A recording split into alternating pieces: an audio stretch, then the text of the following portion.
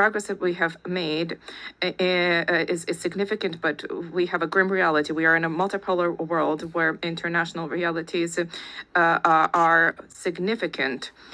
There are proliferation of peacekeeping operations show that dialogue and preventive diplomacy, unfortunately, do not always generate the anticipated results. International security is today gravely imperiled. International tensions and conflicts are spreading in all four corners of the world, and this makes it all the more necessary for there to be a reaffirmation of the core principles of the United Nations: sovereignty of states, peaceful dispute resolution, respect for international law, and human rights.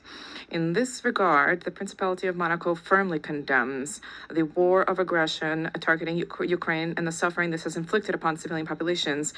And I reiterated this message just now to President Zelensky. I cherish the hope that a just and lasting negotiated peace agreement can be found soon to guarantee security and to rise to the expectations of the Ukrainian people.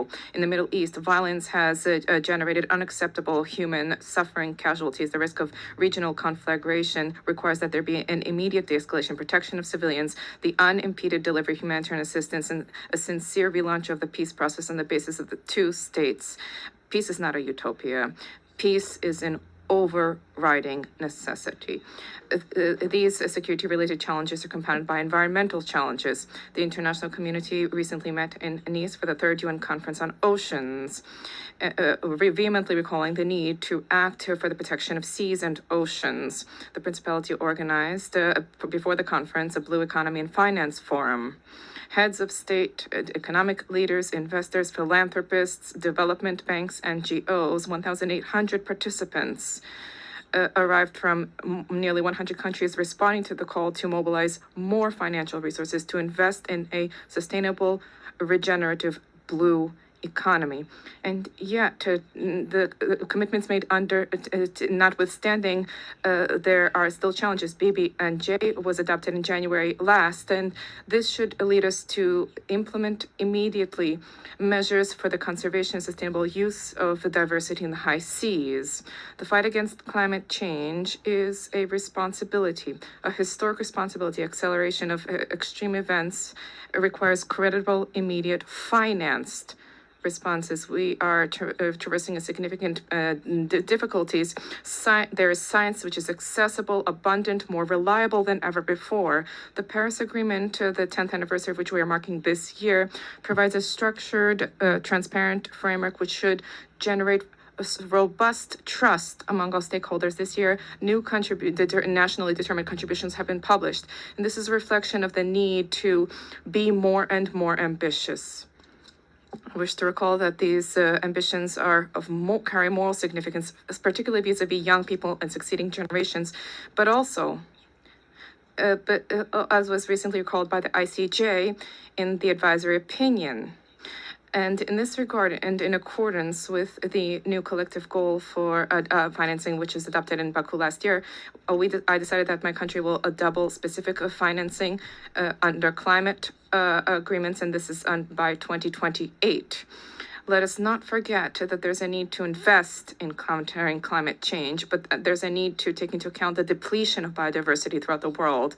COP17 and the Biological Diversity Convention, October 2026, will be held in Yerevan. This is a key opportunity to transform the commitments into reality, specifically when it comes to financing and meaningful protection of ecosystems. Madam President, we cannot pass over in silence the alarming setbacks in human rights, freedom, the repression of freedom, civil society, excessive use of force. These are all undermining the very basis of civilizations and are resulting in a loss of trust of citizens vis-a-vis systems. Women's rights are a key pillar for peace, for development, and for justice. 30 years after the Beijing conference, gender equality between men and women has still not been fully universally attained, and this remains a key priority, which is something we need to reaffirm. There's an urgent need to generate collective commitment to combat violence against women and girls and against all kinds of persecution which they endure, including in conflict-affected areas.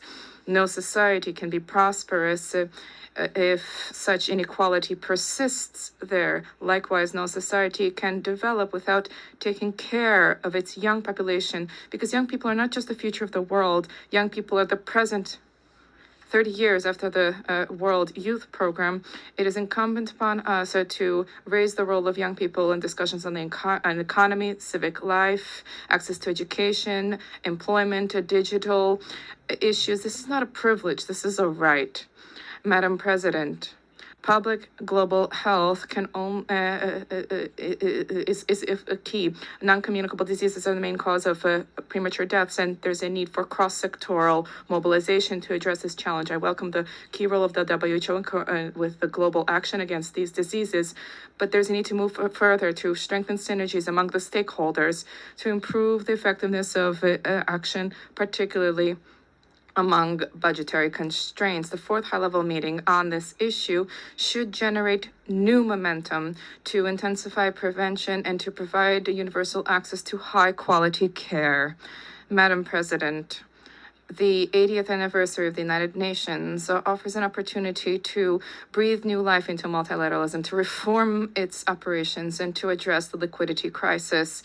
Reform of the United Nations should restore people's trust and to establish an effective structure and based on core values. The United Nations is the only universal body which is capable of defending sovereignty of states and embodies the ideal of cooperation amongst peoples. But this is not only at the UN headquarters, the specialized institutions, UNESCO, FAO, and IAEA, and many others. These all play a critical role by providing concrete support for environmental, educational, and social policies of states, helping them to fully meet their responsibility without duplication of mandates in New York. And let us recenter the work of our organization to focus on the priorities enshrined in the Charter. We need to rekindle a spirit of dialogue, the spirit of organization. The general debate should once again become this unique opportunity where leaders of the world listen to one another and seek to achieve a mutual understanding. The Principality of Monaco cherishes the hope that through reform, the UN will once again become the center with a harmonization of UN efforts for the maintenance of peace and security in accordance with Article 1 of our Charter. No state alone can resolve the crises plaguing our times.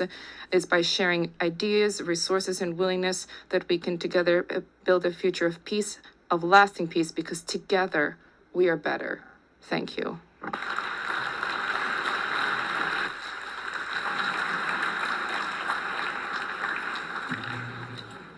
Au nom de l'Assemblée générale, On behalf of the General Assembly, I wish to thank the Sovereign Prince of Monaco. The Assembly will hear an address by His Excellency Masoud Pezeshkian, President of the Islamic Republic of Iran. I request protocol to escort His Excellency and invite him to address the Assembly.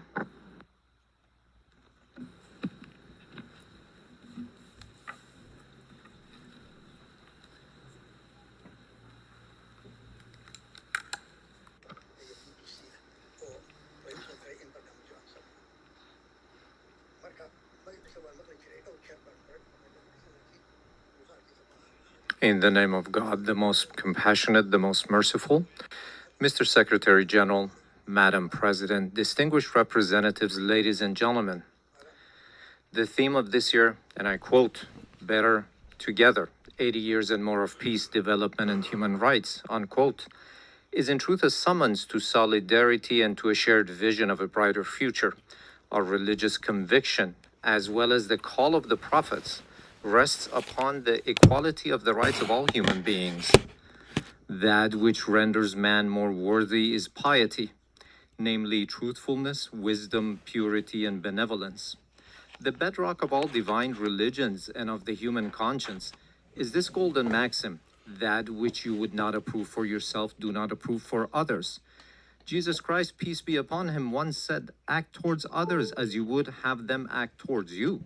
The Prophet of Islam, peace be upon him, said, "None of you is a true believer unless he desires for others what he desires for himself."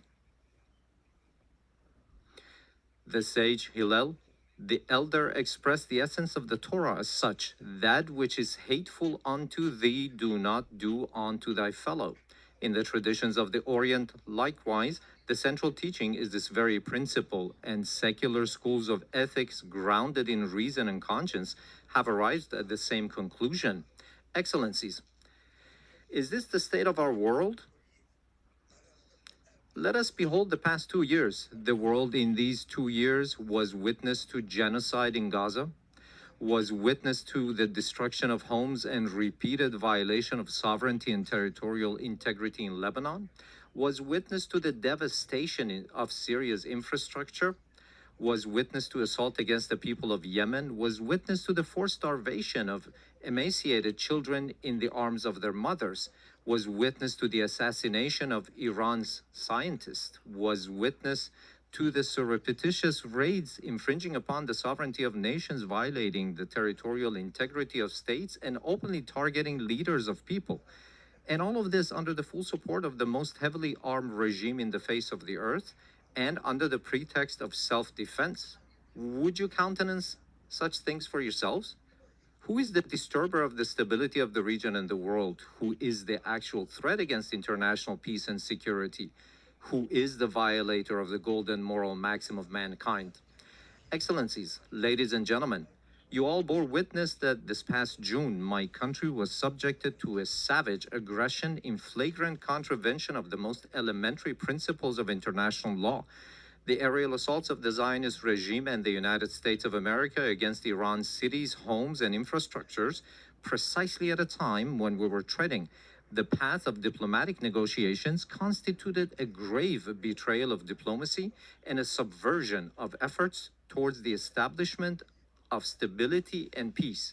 This brazen act of aggression, in addition to martyring a number of commanders, citizens, children, women, scientists, and intellectual elites of my country, inflicted a grievous blow upon international trust and the very prospect of peace in the region.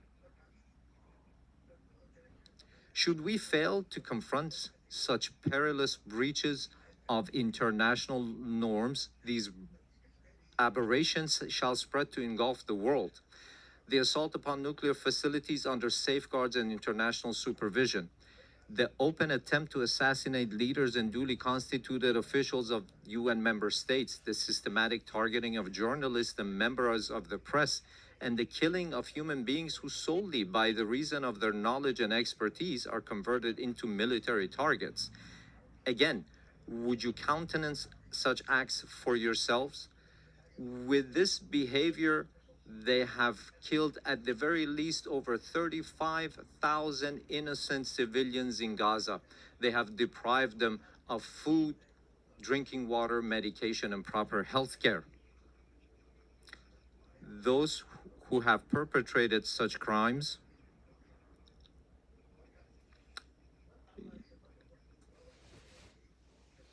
this nation, with a magnanimous spirit and the systematic targeting of journalists and members of the press, and the killing of human beings who solely by the reason of their knowledge and expertise are converted into military targets. Again, would you countenance such acts for yourselves? Those who have perpetrated such crimes must know that Iran, the most ancient continuous civilization upon the face of the earth, has ever stood steadfast against the tempests of history. This nation, with a magnanimous spirit and an eternal will, has time and again demonstrated that it shall never bow before aggressors. And today as well, in the face of the transgressors, it stands upright with reliance upon the power of faith and its national cohesion. In this 12-day defense, the patriotic and valiant people of Iran laid bare before the aggressors the fallacy and self-delusion of their arrogant calculations. The enemies of Iran unwittingly fortified the sacred national unity. The people of Iran, despite the most severe, protracted, and crushing economic sanctions, psychological and media warfare, and persistent efforts to sow discord, at the very instant the first bullet was fired upon their soil, rose in unison in support of their valiant armed forces, and today they continue to honor the blood of their martyrs. Here, in the name of all Iranian people, I extend my heartfelt gratitude to all personalities, nations, governments, and international and regional organizations that stood in solidarity with Iran during this war. Ladies and gentlemen, today, after nearly 2 years of genocide, mass starvation, the perpetuation of apartheid within the occupied territories, and aggression against its neighbors, the ludicrous and delusional scheme of a greater Israel is being proclaimed with brazenness by the highest echelons of that regime. The scheme encompasses vast swaths of the region. The map itself lays bare the true intentions of the Zionist regime, intentions that have, of late, been openly endorsed by its criminal prime minister. None in the world is secure from the aggressive machinations of this regime. It is manifest that the Zionist regime and its sponsors no longer even content themselves with normalization through political means. Rather, they impose their presence through naked force and have styled it peace through strength. Yet, this is neither peace nor power. It is nothing but aggression rooted in coercion and bullying. But we envision our powerful Iran alongside powerful neighbors within a strong region with a radiant future. A future in which we stand together against a grand project that imposes genocide, destruction, and instability upon the region. A future in which collective security is assured through genuine mechanisms of defensive cooperation and joint response to threats. A future in which human dignity and cultural diversity are cherished as foundational values. A future in which collective development is realized through joint investment in infrastructure and modern sciences. A future in which energy security and the equitable use of vital resources from the pillars of economic stability. A future in which the environment is safeguarded for posterity.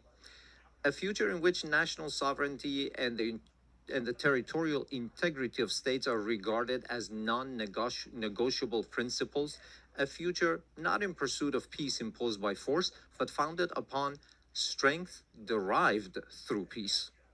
In such a strong region, slaughter and bloodshed shall find no place. It is for this very reason that my country has, for many years, been among the staunchest advocates of establishing a region free of weapons of mass destruction. Yet those who themselves possess the largest nuclear arsenals and who, in flagrant breach of the NPT, make their weapons even deadlier and more destructive, have for years subjected our people to pressures on the basis of spurious allegations. Last week, 3 European states, having failed through a decade of bad faith and thereafter by supporting military aggression to bring the proud people of Iran to their knees, at the behest of the United States of America, sought by means of pressure, coercion, imposition, and manifest abuse to reinstate against Iran the Security Council resolutions that had already been terminated. In doing so, they set aside good faith. They circumvented legal obligations. They sought to portray Iran's lawful remedial measures taken in response to the United States' withdrawal from the JCPOA and to Europe's breach and utter incapacity as a gross violation. They falsely presented themselves as parties of good standing to the agreement, and they disparaged Iran's sincere efforts as insufficient. All of this was in pursuit of nothing less than the destruction of the very JCPOA, which they themselves had once held as the foremost achievement of multilateral diplomacy. This unlawful measure, which has also met the opposition of certain members of the Security Council, possesses no international legitimacy and will not garner the approbation of the international community. I hereby declare once more before this assembly that Iran has never sought and will never seek to build a nuclear bomb. We do not seek nuclear weapons. This is our belief based on the edict issued by the supreme leader and by religious authorities. Therefore, we never sought weapons of mass destruction, nor will we ever seek them. Whereas those who disturb the peace and stability in the region lies in Israel, but Iran is the one that is being punished for those actions. There is a poem that roughly says something to the effect that someone in one side of the world does something to disturb the peace and someone else is punished for those actions. Ladies and gentlemen, the Islamic Republic of Iran welcomes peace and stability. We believe that the future of our region and of the world must be built upon cooperation, trust, and shared development. In this framework, Iran supports the peace process between the Republic of Azerbaijan and the Republic of Armenia and hopes that its outcome shall be enduring and serve as a foundation for improved relations between these two neighboring states. Iran also hopes that the efforts to bring an end to the war in Ukraine may result in a just and lasting agreement between Russia and Ukraine and bring solace to the human suffering caused by this crisis. Iran welcomes the defensive pact between the two brotherly Muslim countries, the Kingdom of Saudi Arabia and the Islamic Republic of Pakistan, as a beginning for a comprehensive regional security system with the cooperation of the Muslim states of West Asia in the political, security, and defense domains. Finally, Iran condemns the criminal aggression of the Israeli regime against Qatar, which resulted in the martyrdom of a number of Palestinian and Qatari nationals, and declares its support and solidarity with the government and people of Qatar. Ladies and gentlemen, true security is not achieved through force, but through confidence building, mutual respect, regional convergence, and multilateralism grounded in international laws. Based on this foundation, a call upon all to practice listening to one another instead of raising voices, to re-examine the intellectual premises of polarization and political violence, which today ensnares not only the international community, but also renders societies internally with tension and turmoil. To uphold as the common denominator of all beliefs and cultures the principles that whatever we do not approve for ourselves, we should not impose upon others, instead of distorting concepts and narratives with biased interpretations. To restore and rehabilitate the credibility of international laws, institutions, and mechanisms, and to commit to the establishment of a regional system of security and cooperation in West Asia. Ladies and gentlemen, we Iranians have extended our power in the world not by producing and employing nuclear weapons, nor by the slaughter of hundreds of thousands in the 20th century, nor by genocide and the imposition of starvation upon the children in Gaza in the 21st century, and not even through the historic empires of Iran, but rather through a culture of human fellowship and the message of empathy of universal sages such as Rumi, Hafiz, Saadi, who 8 centuries ago declared, human beings are members of a whole, in creation of one essence and soul. If one member is inflicted with pain, other members uneasy will remain. If you have no sympathy for human pain, the name of human, you cannot pertain. Those criminals who bully by murdering children are not worthy of the name human being, and assuredly they shall never prove to be trustworthy partners. Relying upon its time-honored tradition of altruism and human fellowship, Iran is a steadfast partner and a trustworthy companion for all peace-seeking countries, a friendship and a partnership grounded not in fleeting expediency, but in dignity, trust, and a shared future. We, the upright people of Iran, by standing firm against lawless marauders, have surmounted with honor the injustices, discriminations, and double standards imposed upon us. And today, with an opportunity-oriented outlook, we have transformed this historic achievement of the Iranian people into a platform for a leap toward a hopeful future. Let us together with you turn threats into opportunities. I thank you.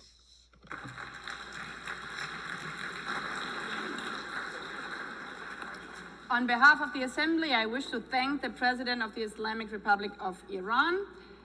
The Assembly will hear an address by His Excellency José Raúl Mulino Quintero, President of the Republic of Panama. I request protocol to escort His Excellency and invite him to address the Assembly.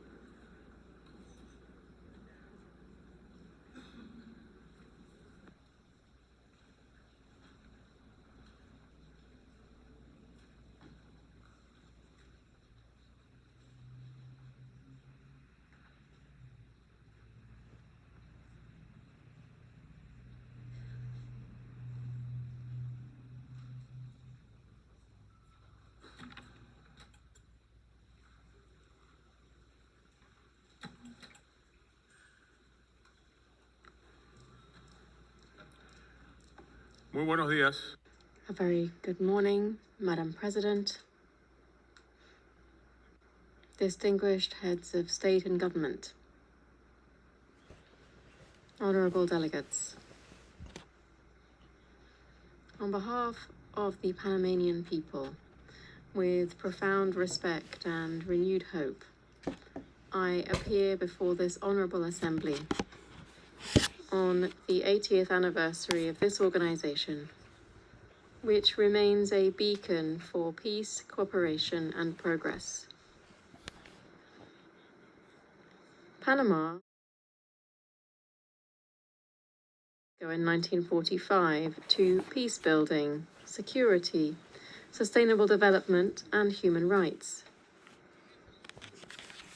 Over these 8 decades, our country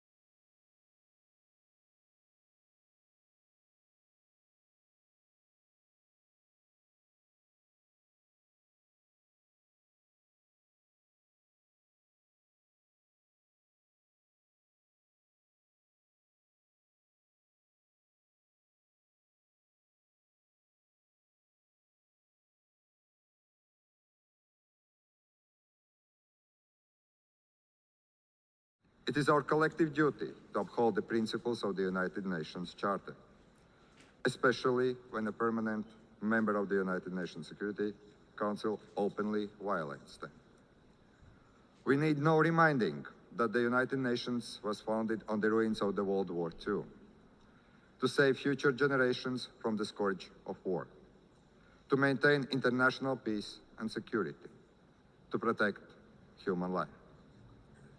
Distinguished delegates, in war, it is the most innocent that pay the highest price.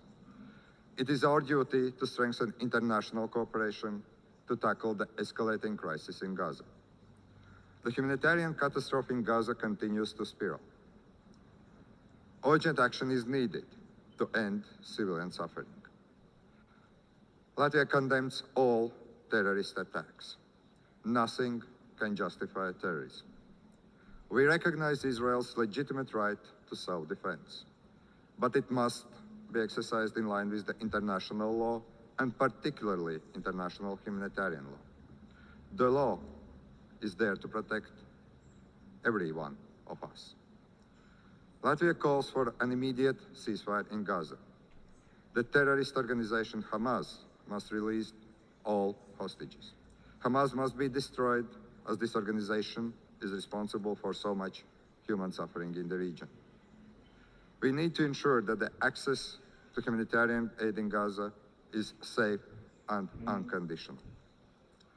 The ongoing escalation confirms the need for a sustainable political solution, the need for a two-state solution in accordance with international parameters, the need to break the cycle of violence, to reach a just and lasting peace, a peace that addresses the security concerns and the legitimate aspirations of both the Israelis and Palestinians.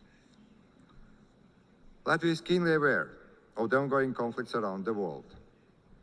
We must work together to resolve the dire humanitarian situation in Sudan and Democratic Republic of the Congo.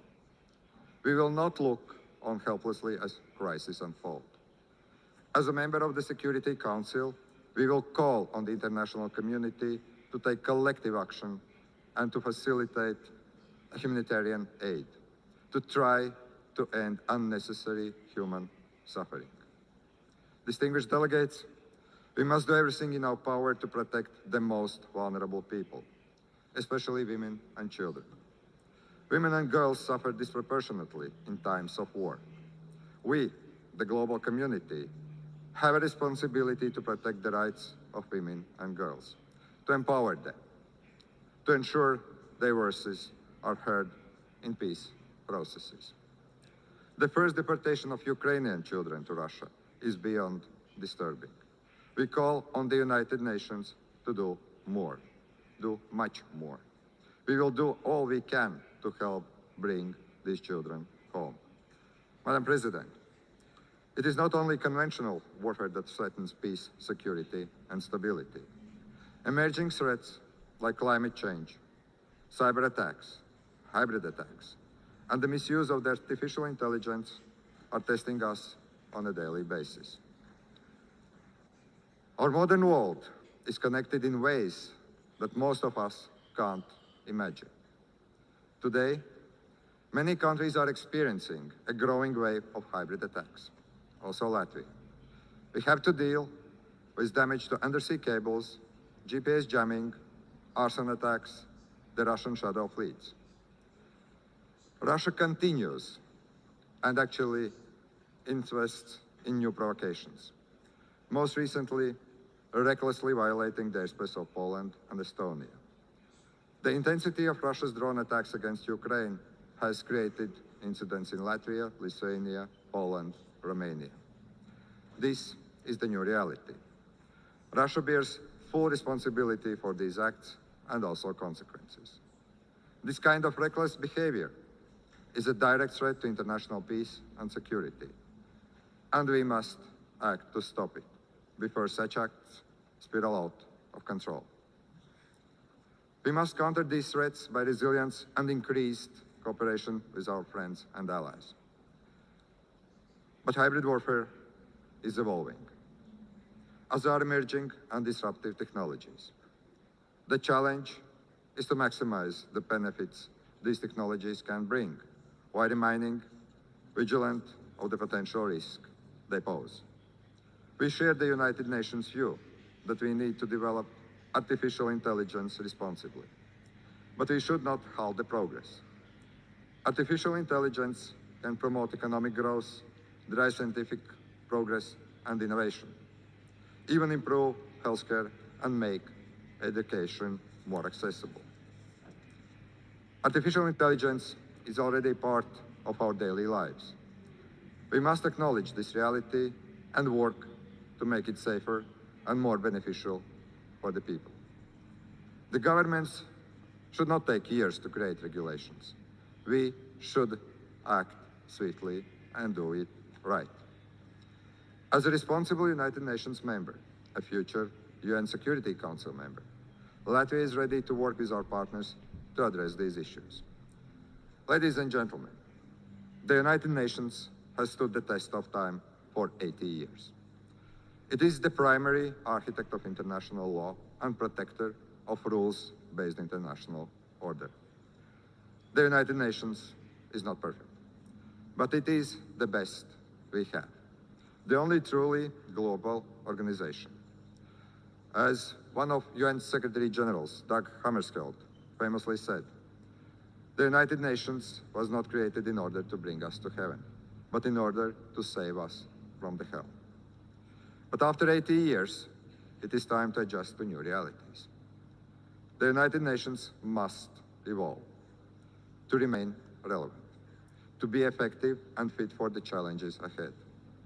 That's why we support the UN 80 initiative by the Secretary General. Let us work together for peace and resilience.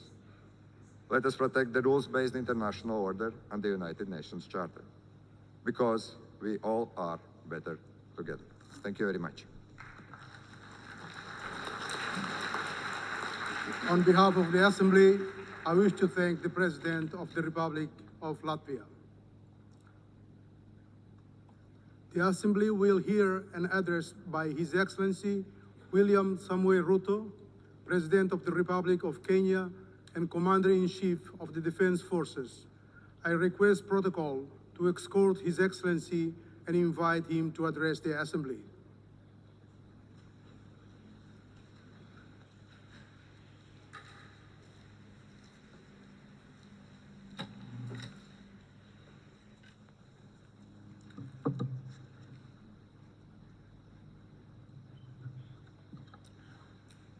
Madam President, the President of the 80th session of the UN General Assembly, Madam Annalena Baerbock, Secretary General of the United Nations, Antonio Guterres, Excellencies, Heads of State and Government, distinguished delegates, ladies and gentlemen. I congratulate you, Madam President, on your election to preside over the 80th session of the UN General Assembly.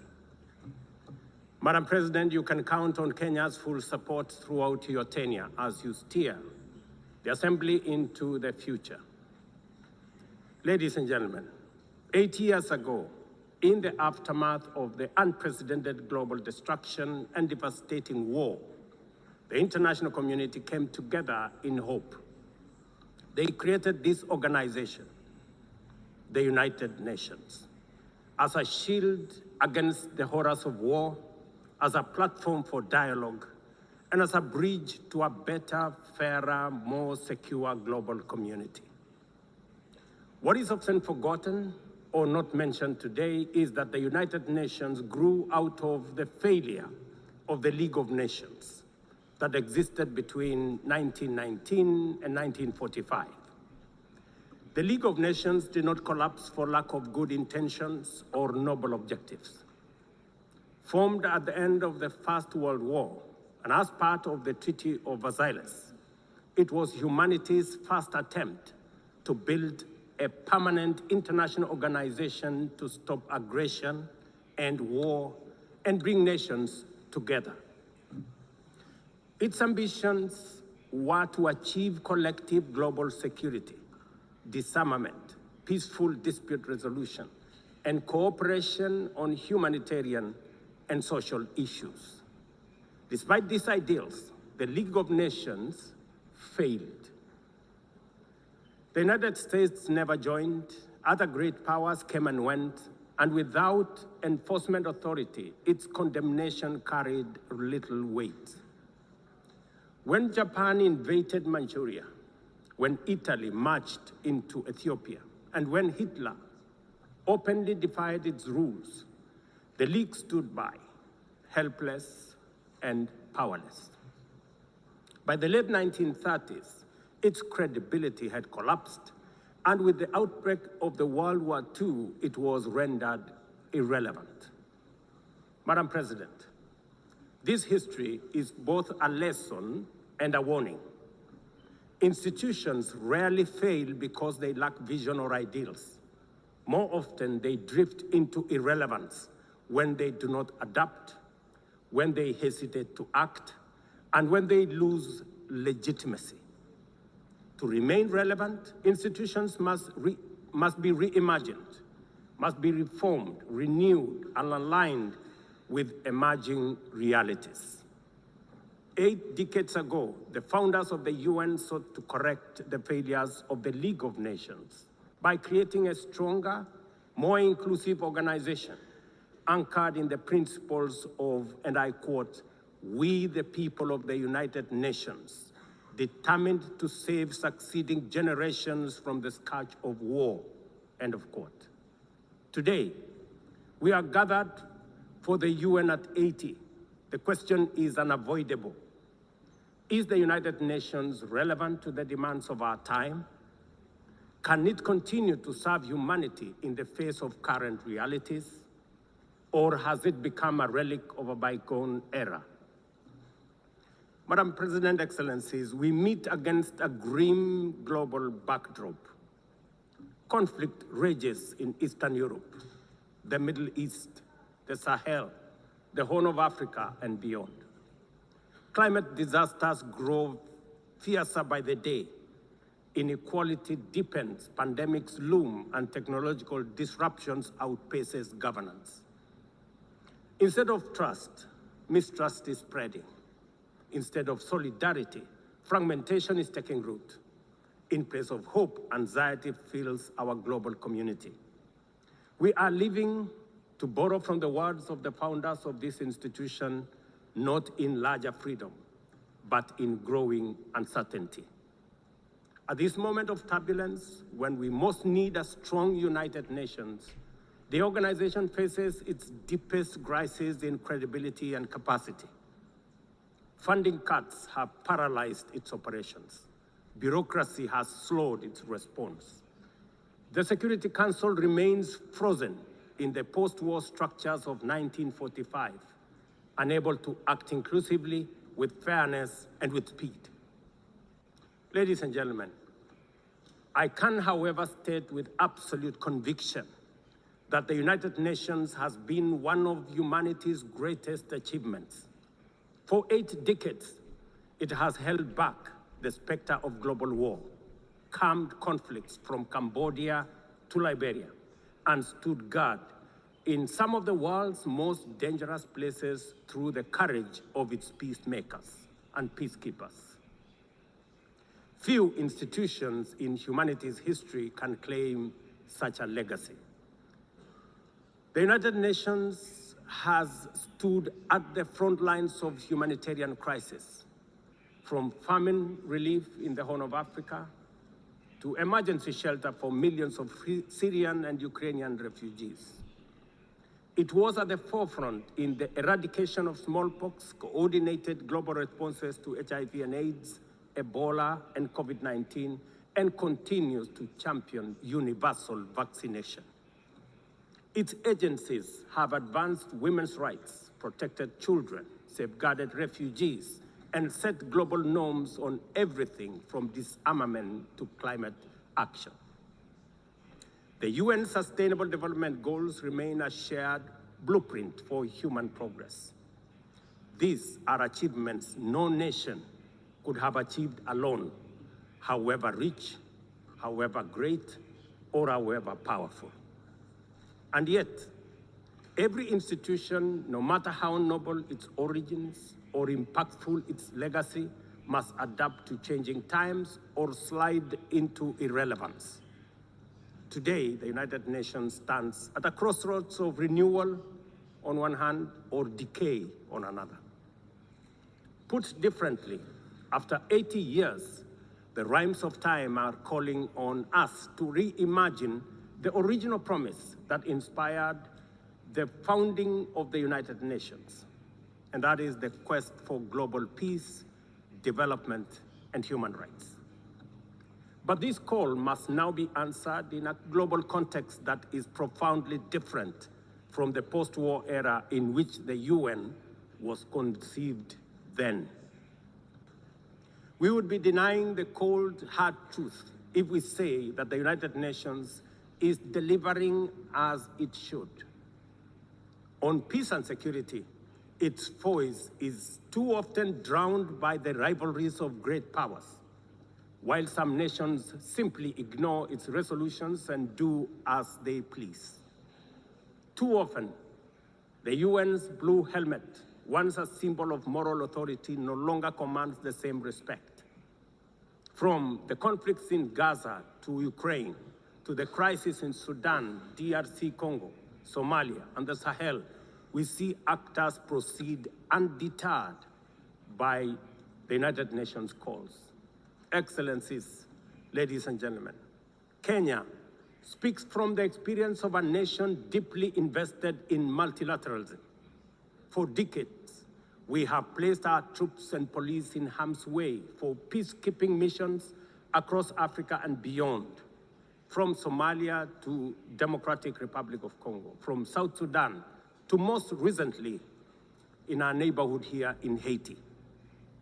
Over the past 15 months, we are proud to have led the multinational security support mission in Haiti, not because it has been easy, but because solidarity is the essence of the United Nations. Madam President, the mandate of the MSS mission is coming to an end in a few days.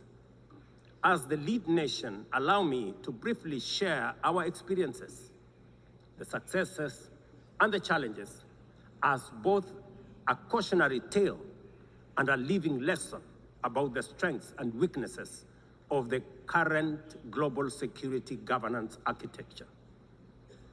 For far too long, the people of Haiti called out to the world. Too often, their pleas were met with silence, hesitation, or half measures. Haiti became a tragic reminder of what happens when the international community looks away, prevaricates, or offers half-hearted support. When Kenya responded to the quest for the Haitian authorities, it was in the belief that we were joining a genuinely multinational effort.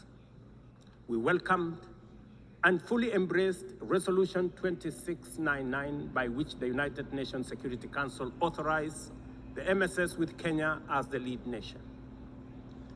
Drawing on our decades of peace support operations, we stepped forward, stepped up, and deployed our officers to confront the rampant menace of gang violence in Port-au-Prince and its environs. Madam President, ladies and gentlemen, the mission has operated in a volatile environment under enormous constraints. It has been underfunded, under-equipped, and operated below 40% of its authorized personnel strength. Our police officers have valiantly shouldered responsibilities without the full logistical support that would accompany any mission sanctioned by the United Nations. Despite these challenges, and against all odds, the MSS has delivered results many thought were impossible.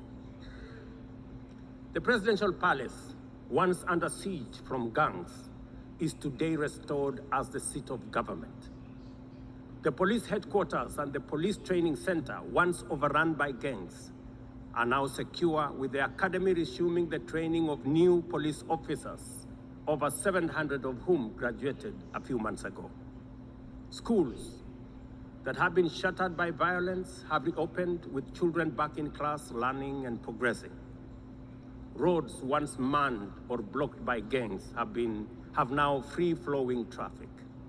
Cases of kidnapping and extortion have reduced sharply. The airport and the seaport, once surrounded by gangs, are now abuzz with normal operations. Which begs the question, if so much could be achieved with limited resources and stretched personnel within just 15 months, what more could have been accomplished if the United Nations fraternity had truly acted together in solidarity with the people of Haiti? From this podium, I wish to assure all partners and actors that with the right personnel, adequate resources, appropriate equipment, and necessary logistics, Haiti's security can be restored.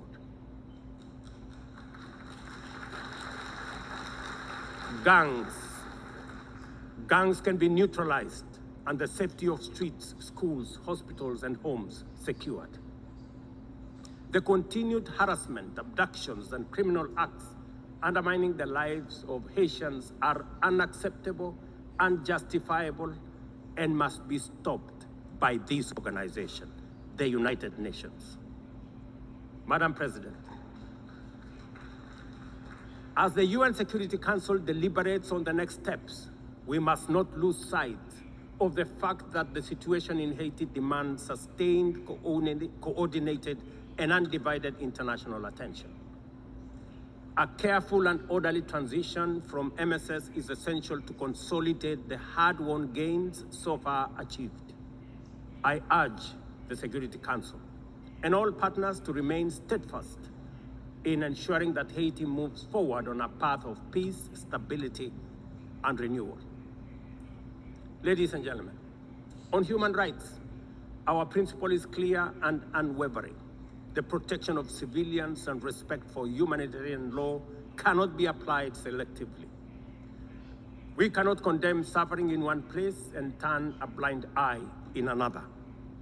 Kenya is gravely concerned by the humanitarian catastrophe in Gaza and by the immense suffering of civilians caught in the devastation of disproportionate military operations.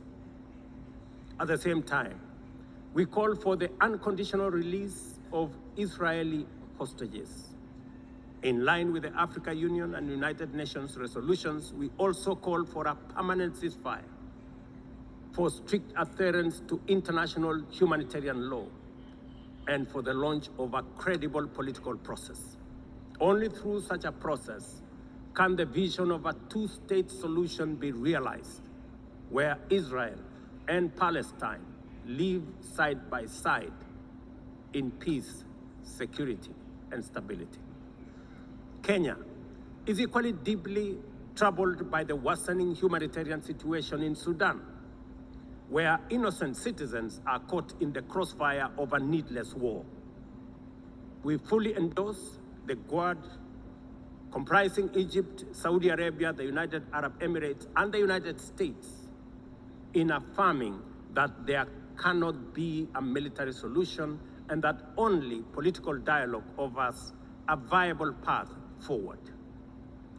We join the Guud in urging all parties, including SAF, RSF, and the external actors, to respect Sudan's sovereignty, unity, and territorial integrity, and firmly reject any attempts to divide the country, reaffirming our unwavering support for a unified Sudan for the benefit of all its people.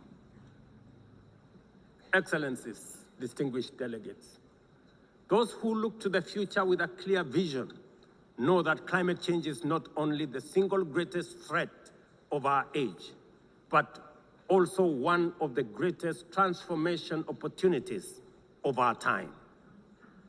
The global stocktake has made it plain that the world is off track. Current national determined contributions are steering us towards temperature rises far beyond any safe threshold. This is the difference between survival on one hand and devastation for millions across the world on the other. Kenya and Africa are not passive victims of this crisis. We are taking bold steps showing that climate action is not only possible, but can also be the foundation for inclusive growth.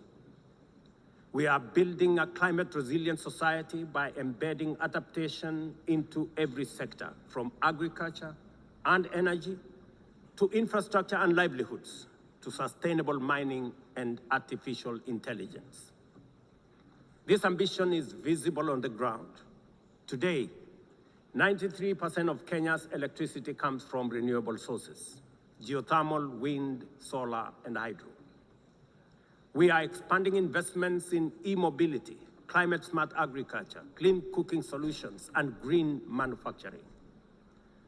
We are also pioneering nature-compatible solutions such as sustainable waste management and circular economy interventions. Africa, too, is uniting its voice. In 2023, in Nairobi, we hosted the inaugural Africa Climate Summit, where the continent adopted the Nairobi Declaration on Climate Action and Call to Action. Just 2 weeks ago, in Addis Ababa, Africa came together once more at the second Africa Climate Summit to reaffirm our commitment and strengthen our ambition for climate-positive growth. We declared Africa not just as a victim of the crisis, but as a source of solutions, with climate action driving economic growth, transformation, and job creation for our communities. Ambition, ladies and gentlemen, cannot stand on willpower alone. Implementing our new NDCs will require $56 billion. That is why we call on the global community to unlock the $300 billion agreed at Baku, and to accelerate negotiations towards the new $1.3 trillion goal under the Baku-Belém roadmap. Without affordable finance and without reform of the international financial architecture, the promise of climate action in Africa will remain constrained. Madam President, in the aftermath of World War II, the Bretton Woods institutions were created to stabilize the global economy and rebuild war-torn Europe. At that time, their design reflected the power and interest of the victorious nations, who were also their primary shareholders and beneficiaries. The IMF was tasked with upholding the gold standard exchange rate system, while the World Bank was established to finance Europe's reconstruction. Both have since evolved into development finance institutions, but their structures, decision-making, and governance remains dominated by wealthy nations. Today, the global context is vastly different. The global standard collapsed 5 decades ago, and Europe has long since been rebuilt. Yet, the governance of these institutions has not kept pace with needs of a multipolar world, especially the needs of poor and developing nations. The mismatch between shareholders and stakeholders has become starkly visible. For instance, during the IMF's recent allocation of special drawing rights, 64% went to wealthy nations. Just imagine, 64%. With little need for liquidity support. They didn't need the money anyway, but they got 64%. While the poorer countries received just 2.4%. What a disconnect. The imbalance highlights how the very institutions meant to safeguard global finance stability often perpetuate inequality and instability. I have argued, and I say it again, that the current global financial architecture punishes poor countries with high interest rates and enormous conditionalities, while rewarding rich nations with lower interest rates and softer lending rates. Its rules, priorities, and allocation mechanisms consistently favor those already prosperous, while trapping vulnerable economies in cycles of debt, high borrowing costs, and inadequate access to emergency support and concessional funding. It is imperative to transform these institutions into genuinely independent, apolitical global bodies that their operations are aligned with their global mandate. Such a shift would democratize decision-making, restore credibility, and allow the IMF and the World Bank to serve all countries fairly rather than reinforcing old hierarchies. But Africa is not merely waiting for external prescriptions. We are taking bold and deliberate steps to strengthen our financial independence, safeguard our stability, and accelerate our development. Kenya, for instance, fully endorses the establishment of the Alliance of African Multilateral Financial Institutions, launched with the Africa Union in February 2024. This alliance brings together our homegrown banks, Afrexim Bank, the Africa Finance Corporation, the Trade and Development Bank, Shelter Africa Re, Africa Development Bank, Africa Trade and Investment Development Insurance, and ZEPRI, institutions that embody Africa's determination to mobilize resources, finance trade, and build resilience on our own terms. At the same time, the Africa Union is championing three transformative institutions: the Africa Central Bank, which will issue a single currency and free our trade from dependence on foreign money; the Africa Monetary Fund, positioned to stabilize our economies and give us true financial sovereignty; and the Africa Investment Bank, designed to mobilize resources for infrastructure, industrialization, and integration that Africa needs to rise. And to complete this vision, the Africa Credit Rating Agency, one that understands our realities, values our uniqueness, and tells our story with fairness and truth, has already been established. Excellencies, as we mark the 80th anniversary of the United Nations, Africa also marks 20 years since the Ezulwini Consensus and the Sirte Declaration, the two historic milestones that establishes the common African position on UN Security Council reforms. For 2 decades, Africa has spoken in one voice, demanding justice, equity, and representation in the highest organ of global governance. This demand, however, continues to be ignored, deferred, or endlessly debated to the detriment of both Africa and the legitimacy of the United Nations itself. You cannot claim to be the United Nations while disregarding the voice of 54 nations. It is not possible. Africa is no longer willing to wait on the margins of global governance while decisions about peace, security, and development are made without our understanding, without our perspectives, and without our voice. Africa's exclusion is not only unacceptable, unfair, and grossly unjust, it also undermines the very credibility of the United Nations, this organization. Africa dominates most of the Security Council agenda, provides some of the largest contingents of UN peacekeeping forces, and bears the heaviest costs of instability. Yet we remain the only continent without a permanent seat at the main table where decisions about our destiny are made. Africa deserves, ladies and gentlemen, at the very least, 2 permanent seats with full rights, including the right to veto, and 2 additional non-permanent seats on the United Nations Security Council. The world must understand that reforming the Security Council is not a favor to Africa or to anybody. It is a necessity for the United Nations' own survival. If the United Nations is to remain relevant in this century, it must reflect today's realities, not the post-war power arrangements of 1945. Madam President, despite the stated and evident weaknesses of the United Nations, it still remains humanity's best chance at global solidarity. No other institution has the universal legitimacy or convening power of the UN.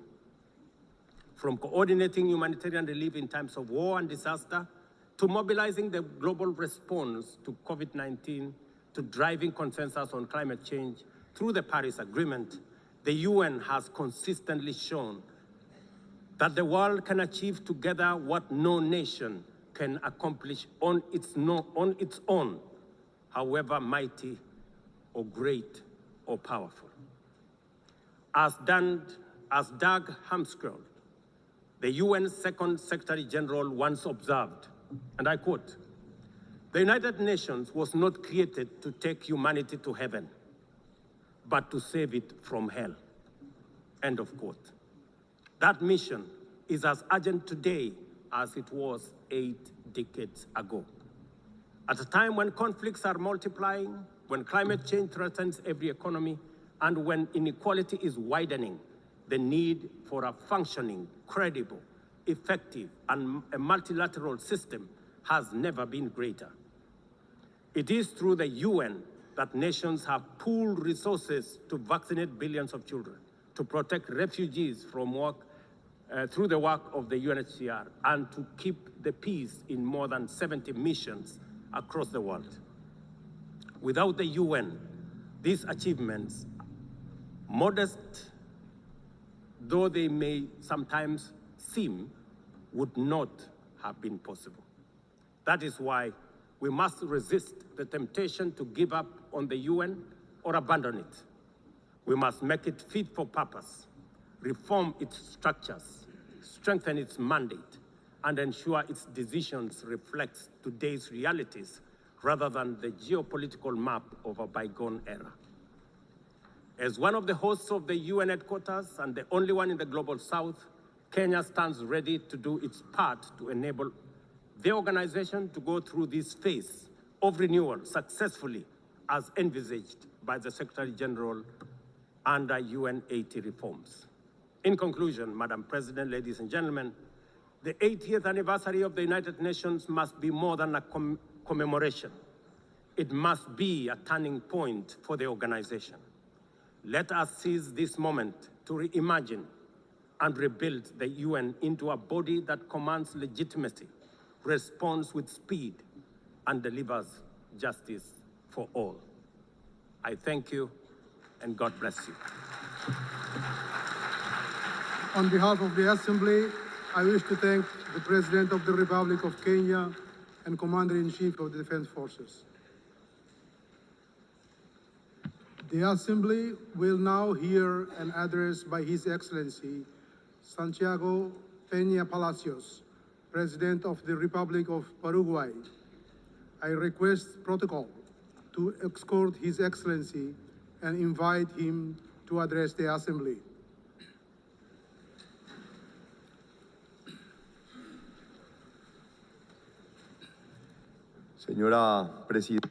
Madam President of the General Assembly, distinguished heads of state and government, distinguished ministers of foreign affairs, ladies and gentlemen. This is my third address to the United Nations General Assembly.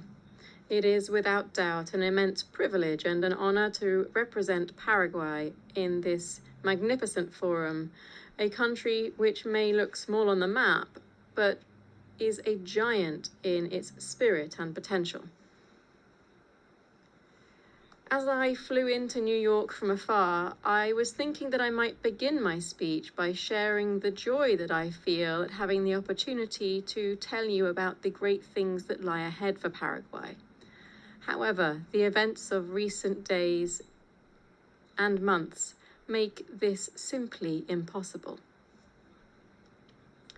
Instead, With regret, I must begin by recalling the anecdote of the great German historian Theodor Mommsen, who, upon receiving the Nobel Prize in 1903, asked his audience not to applaud after his acceptance speech. "The times," he said sorrowfully, "are too grave for that." The years that followed fully confirmed his intuition. I believe exactly the same thing can be said today. Indeed, in recent times, we have witnessed that evil, radical ideologization, intolerance are unfortunately real and embedded in certain sectors of our societies. I remain shaken, saddened, and distressed by the shocking images of two cowardly and incomprehensible political attacks. First, intolerance and hatred which took the life of a great human being, Miguel Uribe, the Colombian presidential pre-candidate, who was assassinated in public while touring while on a national tour. Ghosts of violence which we thought were a thing of the past for our Colombian brothers and sisters. Second, we saw a young dreamer, Charlie Kirk, who was miserably torn from his wife and 2 children for one sole sin, defending his convictions and values with eloquence and courage. Both men, rather than resorting to violence to impose their ideas, chose the most civic and peaceful method possible: free, open, and frank debate, without evading controversial positions, yet always within a framework of respect. The ominous, macabre response must awaken us from our slumber of complacency.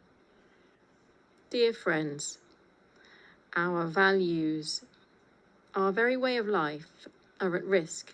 The idea of democracy, that venerable and brilliant creation of Greek genius which allows us to have a peaceful modus vivendi despite our differences, is currently in jeopardy. Therefore, in times when darkness seeks to extinguish the light, we must take a stand. This is no time to be timid. Either we stand on the right side of peace and reason, or we stand with violence and intolerance. Our children and grandchildren will not forget the stance that we took when faced with the immense challenge before us. That's why I wish to be very clear with you. Political violence is immoral, intolerable, and profoundly harmful. We must reject it without equivocation. So let's say loudly and clearly no to hatred, no to violence, and no to authoritarianism. We mustn't underestimate the gravity of what's happening. These aren't isolated events, they are patterns. The situation has been worsening in light of political movements. There is polarization and extremism that were once subtly revealed in texts and speeches that are now today materializing in acts of real violence. There is a crisis of belief in institutions. Citizens simply no longer have trust. Our democracy, this is a democracy which for decades guaranteed the most basic human rights, embodied in that magnificent instrument which is the Universal Declaration of Human Rights, the everlasting achievement of the United Nations system, is under siege from all quarters, both on the left and the right. And this, ladies and gentlemen, might be a path of no return. This crisis situation is the perfect breeding ground for authoritarianism, where democratic values are eroded. Authoritarianism, or its perverse twin, populism, replaces it. Paraguay views with great concern the restrictions on the exercise of fundamental rights, such as access to free information and freedom of expression in some sister countries. These are already palpable demonstrations that the crisis is real and far-reaching. Thus, regrettably, the situation in Venezuela has become truly alarming. Systematic violations of human rights and fundamental freedoms are being compounded by actions that are contrary to international law and the persecution of political leaders. The electoral process in July 2024 trampled the will of the Venezuelan people. 7 million Venezuelans have left their homeland. This is the largest migratory crisis in the history of the Western Hemisphere. In Nicaragua, meanwhile, the persecution of political opponents persists and is expanding aggressively. The situation of human rights and fundamental guarantees is dire. Entire religious orders have been expelled. Hundreds of Nicaraguans have been stripped of their nationality for the sole crime of dissenting. Even the Catholic Church is being persecuted, something that was once unthinkable in Latin America. Paraguay knows better than most the calamity of authoritarianism and dictatorship, having lived through the longest military regime on the continent in the 20th century. The scars of this have not yet fully healed. We therefore cannot and must not stand silent while our Latin American brothers and sisters suffer the same oppression that marked our own past. The crisis of democracy, friends, will not be resolved with an iron fist, nor with censorship, nor authoritarianism, much less so still with violence. We must resist these alluring impostors. As the Italian philosopher Norberto Bobbio said, crises of democracy are resolved in one way only, with more democracy. Not with authoritarian charlatans, nor with hatred or intolerance. We must respond with more democracy, more republicanism, more tolerance, more dialogue, more rights, more freedom. The raison d'être, the essence of the United Nations, is and shall remain the maintenance of peace. Yet, while we are meeting here, more than 120 armed conflicts show just how serious the failure of our institutions can be. Paraguay extends its solidarity to all victims of armed conflict and calls once again for the peaceful settlement of disputes. I stress today in particular the painful situation in Haiti. The time for decisive and coordinated action by the United Nations, and in particular the Security Council, is now. Paraguay knows this and stands ready to assist the Haitian people who can wait no longer. Furthermore, I wish to highlight a situation that goes beyond armed conflict, but which highlights the same seriousness. We are facing a silent but devastating crisis, the collapse of global supply chains. The pandemic showed us just how fragile they were. The war in Ukraine strained them further, and now geopolitical fragmentation threatens to break them definitively. The world urgently needs supply chains that are more reliable, more diversified, more resilient. We cannot continue depending on systems that place efficiency above security, cost above reliability. I want to be clear here. Not all trade partnerships are the same.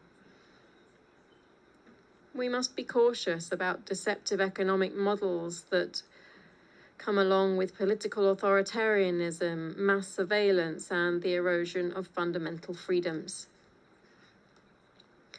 When we agree to investments that compromise our sovereignty, when we allow our critical infrastructure to depend on authoritarian regimes, we simply are gambling with not only our economy, but also our democracy. Therefore, we call for deeper integration among our countries, based not only on trade, but on shared values. These are the rule of law, individual freedoms, a free market economy, the defense of the traditional family, and the right to life from conception. That is why Paraguay's foreign policy is not based on mere economic interests, but rather on these shared values and principles. For these reasons, Paraguay cannot and must not evade the realities that are challenging world peace. Diplomatic prudence cannot become silent complicity. It is exactly at these times that the principles that define us as a democratic nation should be translated into clear and unequivocal positions with our friends and allies. Paraguay reaffirms here its unambiguous position. Israel has the legitimate right to defend itself. The terrorist attacks on the 7th of October 2023 against Israeli civilians were grotesque acts of barbarity which no cause can justify.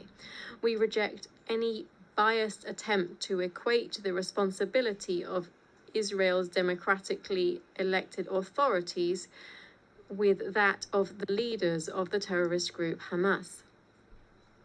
Anti-Semitism, ladies and gentlemen, as daily events show us, is no accident of the 20th century. It is alive and kicking. It forms part of that irrational cycle of violence and hatred that I referred to at the start of my statement. And I must confess here that I have never understood how so many have adopted this appalling worldview, given how much the Jewish people have contributed materially, culturally, and spiritually to the world. Yet, lamentably, this perversion persists among us. The only answer is to remain vigilant, to say no to hatred. Shoah never again. That is why Paraguay was one of the first countries in the world to designate both Hezbollah and Hamas as international terrorist organizations, and why it has consistently condemned their wicked acts. I decisively condemn these criminal organizations before you all again today.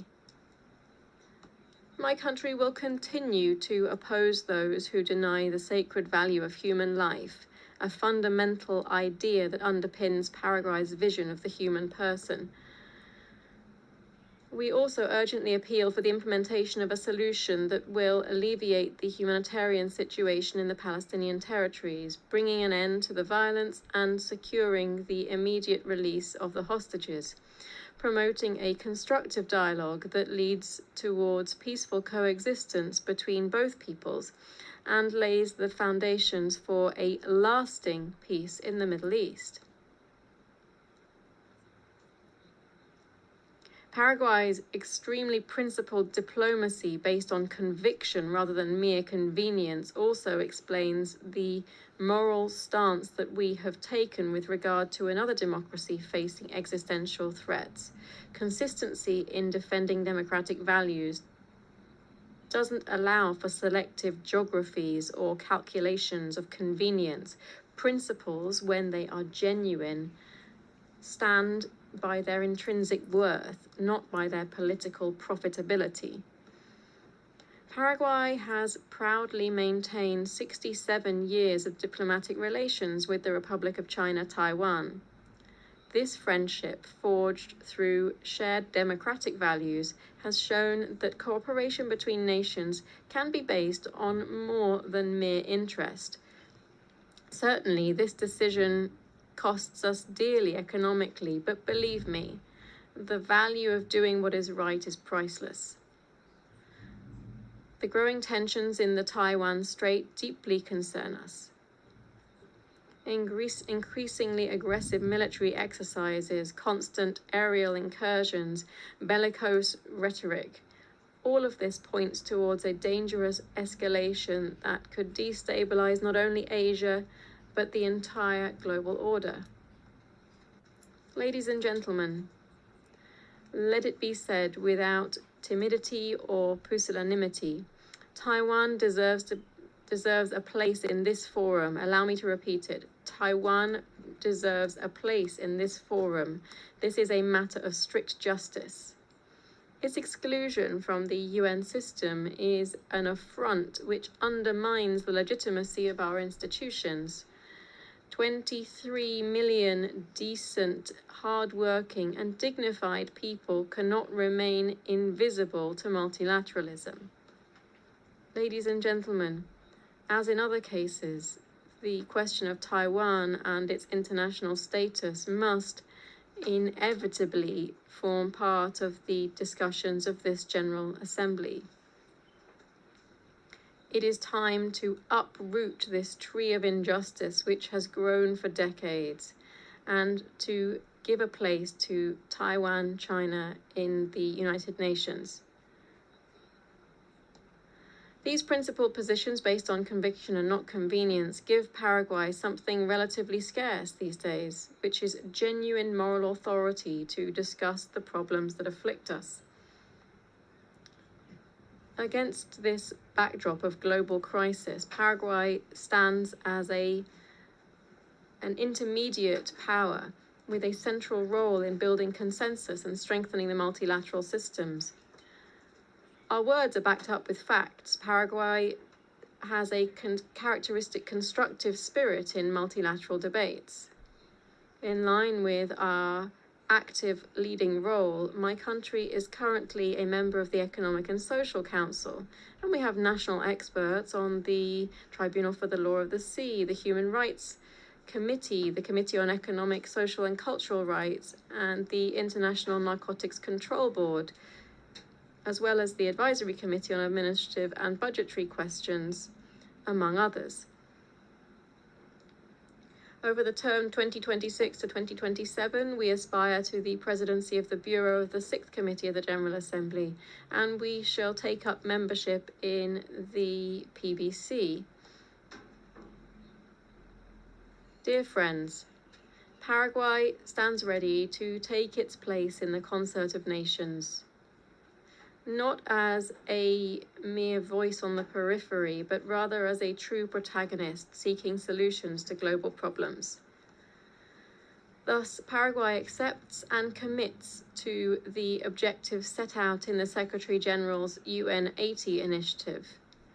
These include the quest for greater efficiency in resource use, simplification of processes, and the review of mandate implementation. We therefore demand the implementation of geographic balance in the appointment of the next Secretary General. This would strengthen the legitimacy and representation of this organization. In this process, we are convinced that attention must be paid to our region. Since we have candidates meeting the highest standards of experience, integrity, vision, and above all, leadership to build bridges, helping us to overcome challenges that are global in nature and that also pose systemic risk. We therefore call for a deep reform of the Security Council to prevent it becoming dispensable within a multilateral system that must provide solutions to the numerous current conflicts, both those between states and those caused by non-state actors. We call, therefore, for more flexible positions so that the Security Council can once again become truly representative in its membership and regain effectiveness as it fulfills its mission. We call for the elimination of the veto, which would bestow greater legitimacy on the body and would enable the UN as a universal organization to once again play a leading role in finding solutions to the great challenges facing our world.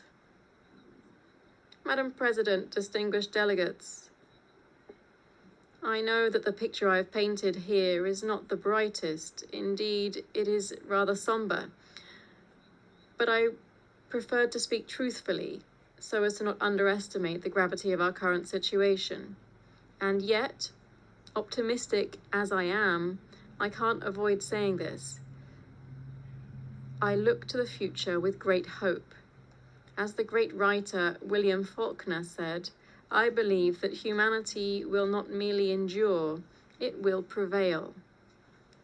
With all of our flaws, when we work together, when we place solidarity above division, dialogue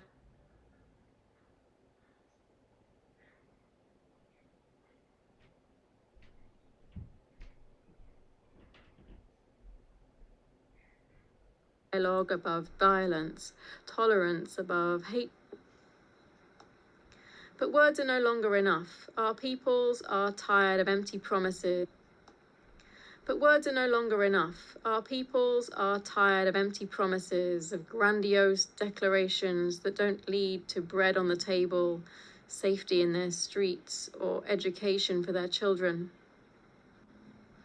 Just like in any relationship where trust has broken down, the key to recovering it is to show results.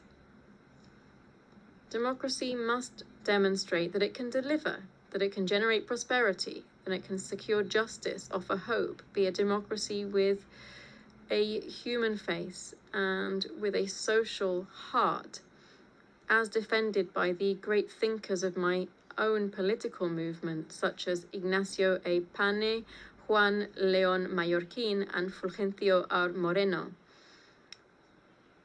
My party has been demonstrating all of this in office in Paraguay over the last few decades. We have been showing that it is possible to grow economically with justice, with democracy, and with human rights. I'm not saying this arrogantly, but rather with the humility that characterizes Paraguayans. This is a humility born of a history of greatness, but also suffering. Paraguayans know the eternal cycle of rebirth, of suffering, crisis, tragedy. We have had to reinvent ourselves and rise from the ashes. And in that noble process, we have built the Paraguay that today is finally being recognized for what it is, a giant that is re-emerging. While the world is faltering, we are building something different, a model that is working, a model that inspires confidence because it's delivering results. The numbers speak for themselves. We have seen economic growth of 5.9% in the first quarter of this year, while at the same time the regional average barely reached 2%. Our inflation stands controlled at 4.2%, which is below the regional average.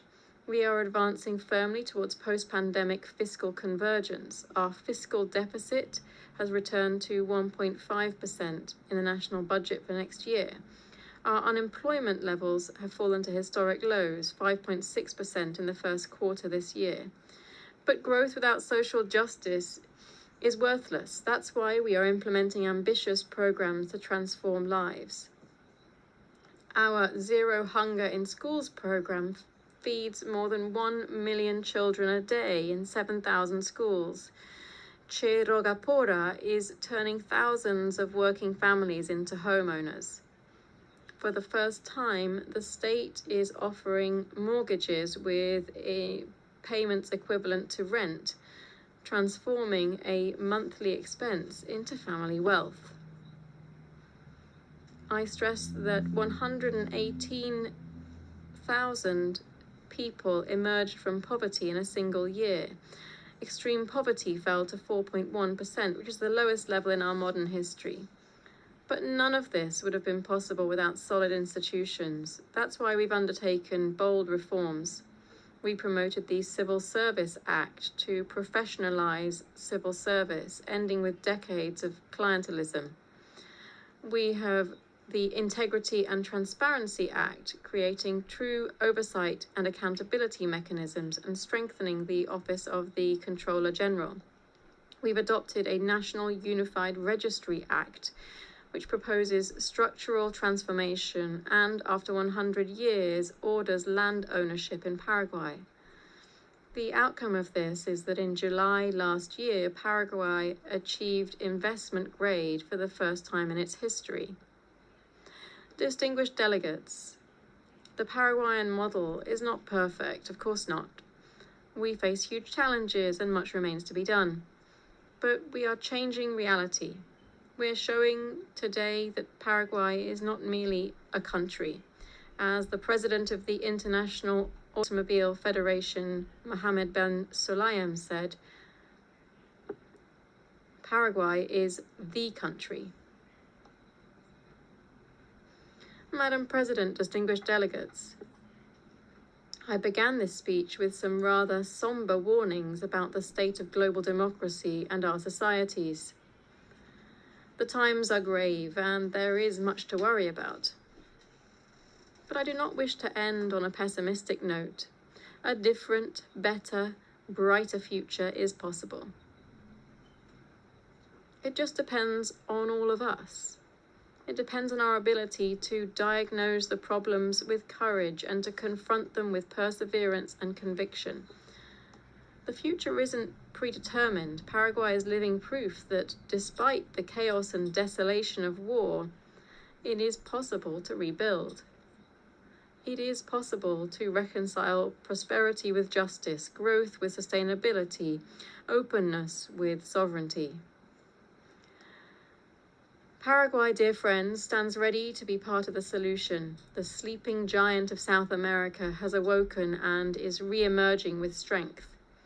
We are ready to be a central protagonist in the struggle for humanity's great values, to be a leading actor in the concert of nations.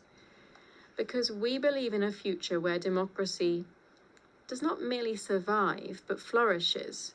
Because we believe in a future in which development reaches everyone, not just a few.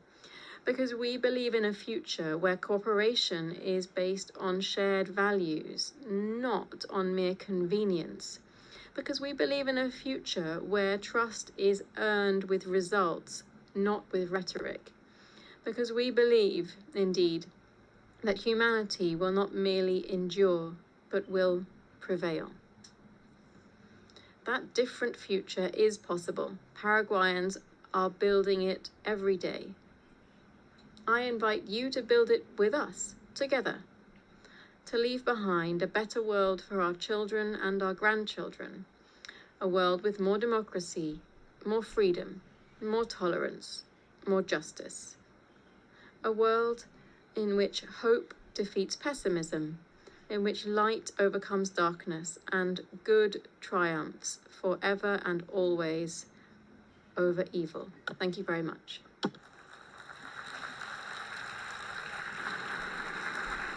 On behalf of the Assembly, I wish to thank the President of the Republic of Paraguay. The Assembly now will hear an address by His Excellency Al-Karis, President of the Republic of Estonia. I request protocol to escort His Excellency and invite him to address the Assembly.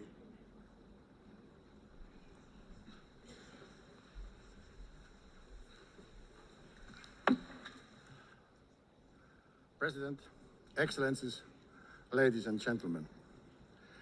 United Nations is an idea of a better world. It is an idea that is not an abstract construction nor an empty declaration, but carefully crafted agreement. A grand agreement that is the basis of a current multilateral world order. An agreement designed to protect international peace and foster prosperity. An agreement to ensure a free and dignified life for everybody. An agreement that is based on the understanding that destruction and horrors of war must not be repeated. Unfortunately, the international law-based multilateral system with the UN and its charter at the core that is supposed to keep us all safe is increasingly under strain. Its fundamental principles are violated in numerous conflicts across the world. Brutality prevails. We simply cannot let this go on. We all should be asking, what kind of future do we want? Will it be a world dominated by barbaric use of force and violence, where might is always right? Or do we want a peaceful and prosperous world, where law and order, justice, and universally agreed rules and principles prevail?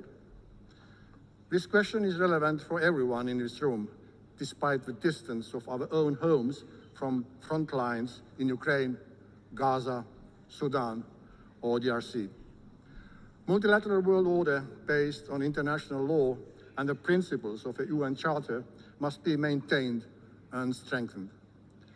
What our peoples are expecting from us as world leaders today is to bring back the San Francisco spirit, to preserve peace and to reinforce the principles of the UN Charter.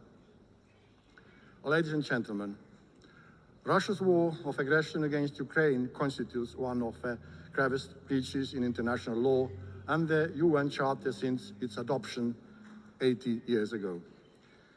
Despite repeated calls by the General Assembly to stop the aggression and set the course towards peace, Russia continues its savage assault on the Ukrainian state and nation. Russia's war and its war crimes undermining the reputation and credibility both of the Security Council and the entire United Nations. This blatant assault on the principles of Charter is undermining the multilateralism, global peace and security. Regrettably, as we speak, Russia is targeting Ukrainian kindergartens, schools, hospitals, nurseries with missiles, drones, gliding bombs, mines, shells, and bullets. The same permanent member has been systematically abducting and deporting Ukrainian children, erasing their identity and forcing them into integration. A human suffering in Ukraine has reached unprecedented levels. Only the Human Rights Monitoring Mission in Ukraine has documented the death of at least 40,000 civilians, including almost 1,000 children, and for about 35,000 civilians injured, including more than 2,000 children. The death toll increases with every year, month, week, and day. In total disregard of President Zelensky agreeing to ceasefire in March and the recent peace efforts by the United States, Russia has significantly intensified its campaign of terror with a barrage of drone and missile strikes on civilian targets. It is evident that Russia has no intention of agreeing to a ceasefire, let alone a lasting peace. Russia's objectives have not changed. They remain of the subjugation of all the Ukraine and the reshaping of Europe's security order to satisfy Russia's own neo-colonial and imperial ambitions. The increasing violations of neighboring countries' airspace by Russian drones and missiles are yet another escalation and a stark reminder of Russia's aggression threatens not only Ukraine, but the security of the entire region. Hereby, I have to regrettably tell you that just weekdays ago, the Russian fighter planes violated Estonian airspace, a hostile act that is part of a pattern of similar recent incidents happening on the European Union's eastern border.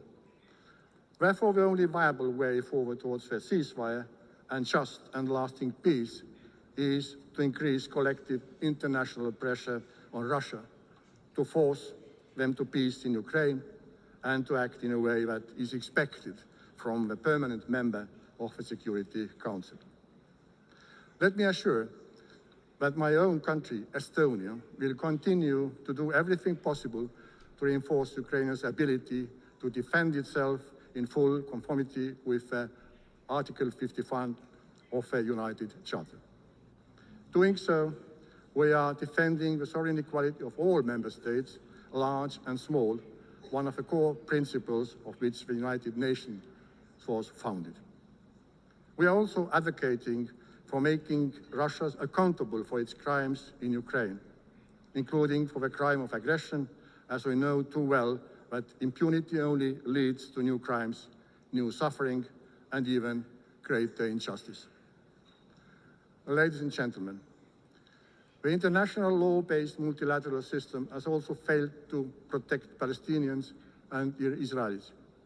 Having visited both Israel and Palestine this year, I witnessed firsthand the devastating impact of a long-lasting conflict. Hamas's brutal terrorist attacks on October 7 have been condemned by the whole world. Hamas cannot have any role in the future governance of Gaza and Palestine. It has to be guaranteed that the horrors of terrorism would never be repeated. However, ordinary people and children in Gaza must not be the ones to pay the price. I am devastated that so many innocent lives, including children's lives, have been lost due to the military action, starvation, and the spread of disease. The promise of international humanitarian law was to ensure that people do not suffer during their armed conflicts. And yet, what has unfolded in Gaza has crossed all red lines. Estonia has supported all efforts for a ceasefire that would end the killing, destruction of lives, and bring all the hostages home. In order to alleviate the unbearable humanitarian situation, Israel must fully respect international humanitarian law and implement its commitments regarding access and delivery of humanitarian aid and security of all workers. In order to truly end the cycle of violence, we need a comprehensive political process with the end goal: 2 states, Israel and Palestine, living side by side in peace and security. In command of efforts of France and Saudi Arabia to step up international action to implement the 2-state solution. Dear friends, the United Nations must be capable of fulfilling its core functions. In order to face the multitude of current global challenges, all the pillars of the UN, peace and security, human rights and sustainable development, have to be strengthened. Estonia, therefore, supports an ambitious system-wide reform of the United Nations. This is not only an issue of monetary efficiency and financial discipline, it's a structural problem and credibility question for the UN. For this reason, we are fully behind the Secretary General in endeavors in pushing the UN 80 reform vigorously forward. Within this transformation, the reform of the Security Council is of central importance. Estonia supports the expansion of the Security Council membership so that it would include countries that have, inter alia, demonstrated their unwavering commitment to international law and the principle of